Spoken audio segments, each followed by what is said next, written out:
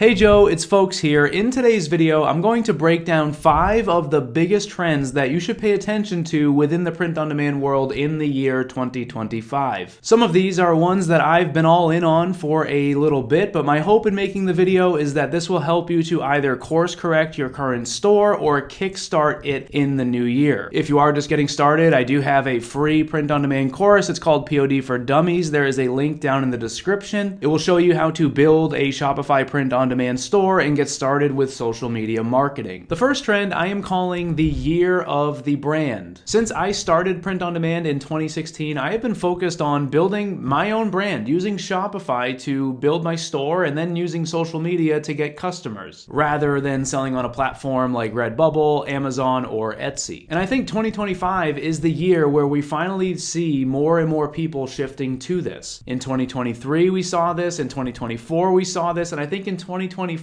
this is where this will become way more mainstream. Essentially what I'm saying is I think we will see more people talking about this as a great way to sell print-on-demand products, because sometimes I feel like it's me and just a couple of others that are pursuing this way of doing print-on-demand. The fact is that over the last few years, the Google trend has been showing that interest in print-on-demand has been skyrocketing. This has led to everybody basically going to one place. Last year, we crossed 9 million Etsy sellers. To contrast that, back in 2019, there was only 2 million. We've even seen videos from news networks like CNBC talking about the struggles that platforms like Etsy have been going through. And like I said, I think 2025 is going to be the year of the brand. Another reason for this is a lot of people are struggling to stand out on different print-on-demand platforms. One of the biggest things that many people are recommending is for people to try and choose a low competition niche in order to stand out with their store. Personally, I think low competition niches should be avoided. They're likely low competition for a reason. In most cases, there's probably not a lot of demand and probably not a lot of long-term value there, which is why it is low competition. This is something I talked about as a guest on Philip Anders' podcast recently. Philip sells on Amazon, and he had me on to talk about unique and high-profit print-on-demand items. I will put a link down in the pinned comment of this video. That way you can check out that podcast episode on his channel if you'd like to. The point I was trying to make is that with your own store, you can really take advantage of some of the awesome print-on-demand items that exist. The fact is that there is way more out there than just simple tote bags, mugs, and t-shirts, and sometimes by building your own store, you can truly take advantage of selling those items. The reason is because some of those items, yes, people buy them, but they're not actually searching for them on a platform. If you're building your own store and then you're marketing products to people on social media, you can take advantage of the impulse buys that people will make on those items. This is a subject that I have a lot of videos here on my channel about. Make sure to check some of them out if you want to learn more about building your own store, like I mentioned at the beginning as well. I also have a free course down in the description that will show you how to build your own Shopify store. The next trend for 2025 is within the world of social media marketing. Take a look at this here. This is an article talking about the creator economy statistics. If you don't know what the creator economy is referring to, it's essentially meaning influencer marketing. We can see here that this creator economy is worth over $100 billion, and it's expected to double by the year 2027. We can also see down here that Shopify is a leading company supporting the creator economy with an annual revenue of $5.2 billion.